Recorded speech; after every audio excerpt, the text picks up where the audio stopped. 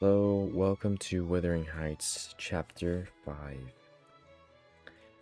In the course of time, Mr. Earnshaw began to fail. He had been active and healthy, yet his strength left him suddenly, and when he was confined to the chimney corner he grew grievously irritable. A nothing vexed him, and suspected slights of his authority nearly threw him into fits. This was especially to be remarked if anyone attempted to impose upon or domineer over his favorite. He was painfully jealous lest a word should be spoken amiss to him, seeming to have got into his head the notion that because he liked Heathcliff, all hated and longed to do him an ill turn. It was a disadvantage to the lad, for the kinder among us did not wish to fret the master, so we humored his partiality, and that humoring was rich nourishment to the child's pride and black tempers. Still, it became in a manner necessary, twice or thrice. Hindley's manifestations of scorn, while his father was near, roused the old man into a fury. He seized his stick to strike him, and shook with rage that he could not do it. At last our curate, we had a curate then, who was made the living answer, by teaching the little Lintons and Earnshaws and farming his bit of land himself. He advised that the young man should be sent to college, and Mr. Earnshaw agreed, though a heavy spirit, for he said, Hindley was not, and would never thrive, as where he wandered. I hope heartily we should have peace now. It hurt me to think the master should not be uncomfortable by his own good deed. I fancy the discontent of age and disease arose from his family disagreements, as he would have it that it did. Really, you know, sir, it was in his sinking frame. We might have got on tolerably, notwithstanding, but for two people, Miss Cathy and Joseph, the servant you saw him, I dare say, up yonder, he was, and is yet, most likely, the wearisomest, self-righteous Pharisee that ever ransacked a Bible to break the promises to himself, and fling the curses on his neighbors. By his knack of sermonizing and pious discoursing, he contrived to make a great impression on Mr. Earnshaw, and the more feeble the master became, the more influence he gained. He was restless in worrying him about his soul's concerns, and about ruling his children rigidly.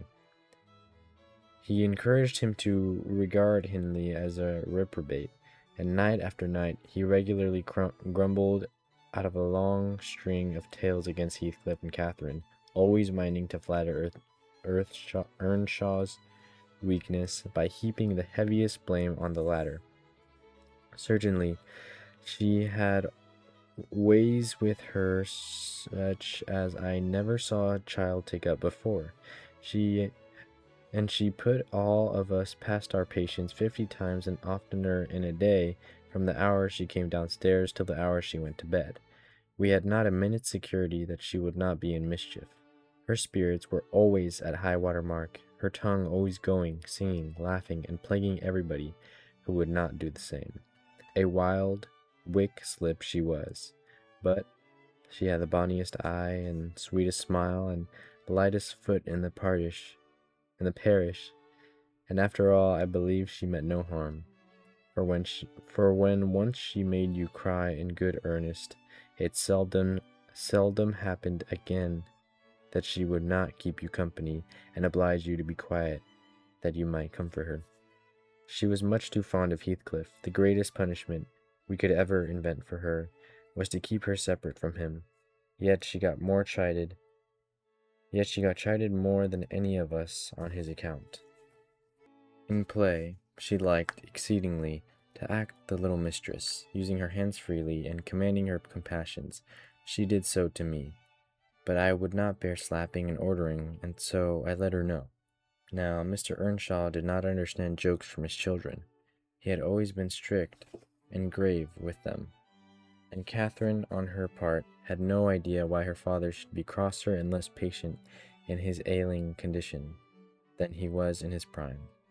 His peevish reproofs wakened in her a naughty delight to provoke him.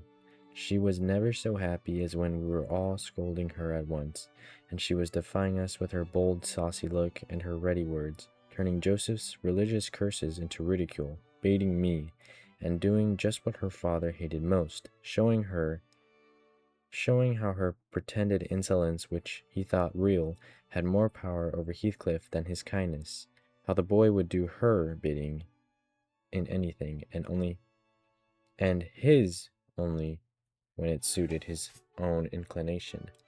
After behaving as badly as possible all day, she sometimes came fondling to make it up at night. Nay, Cathy, the old man would say, I cannot love thee. Thou art worse than thy brother.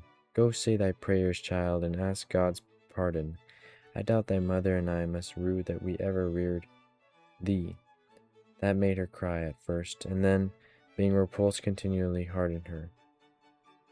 And she laughed if I told her to say she was sorry for her faults and begged to be forgiven. But the hour came at last that ended Mr. Earnshaw's troubles on earth. He died quietly in his chair one October evening, seated by the fireside. A high wind blustered around the house and roared in the chimney. It sounded wild and stormy, yet it was not cold, and we were all together. I, a little removed from the hearth, busy at my knitting, and Joseph reading his Bible near the table, for the servants generally sat in the back of the house. And what? For the servants generally sat in the house then, after their work was done. Miss Cathy had been sick, and that made her still.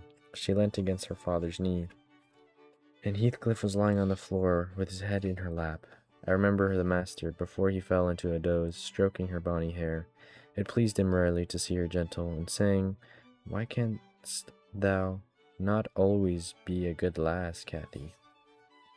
And she turned her face up to his and laughed and answered, Why cannot you always be a good man, father? But as soon as she saw him vexed again, she kissed his hand and said she would sing him to sleep. She began singing very low till his fingers dropped from hers and his head sank into his breast.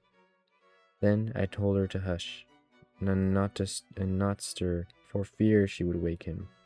We all kept as mute as mice a full half hour, and should have done longer, only Joseph, having finished his chapter, got up and said that he must rouse the master for prayers in bed. He stepped forward, and calling him by name, and touched his shoulder, but he would not move, so we took the candle and looked at him.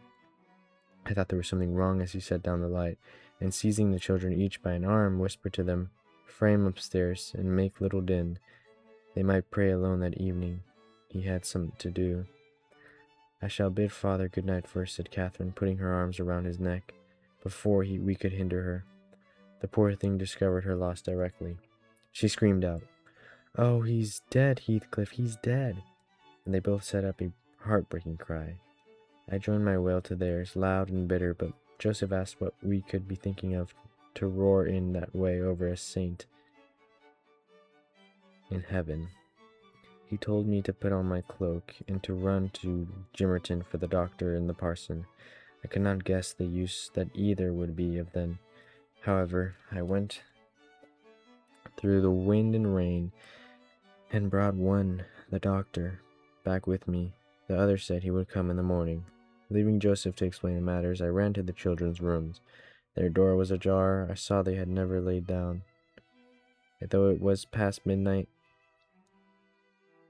But they were calmer, and did not need me to console them. The little souls were comforting each other with better thoughts than I could have hit on.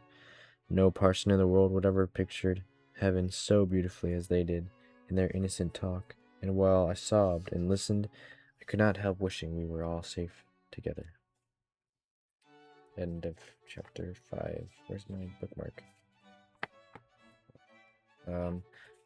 Very short. Hope you enjoyed.